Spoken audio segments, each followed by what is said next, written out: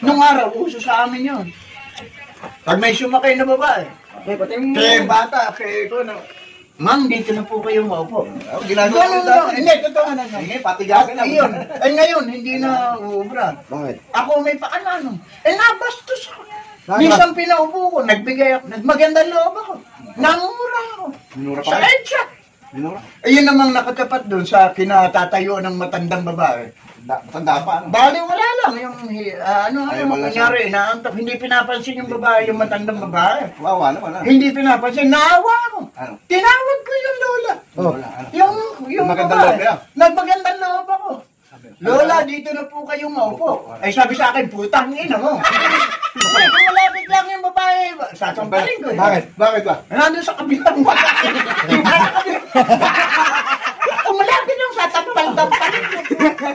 Yung pala nasa kabilang.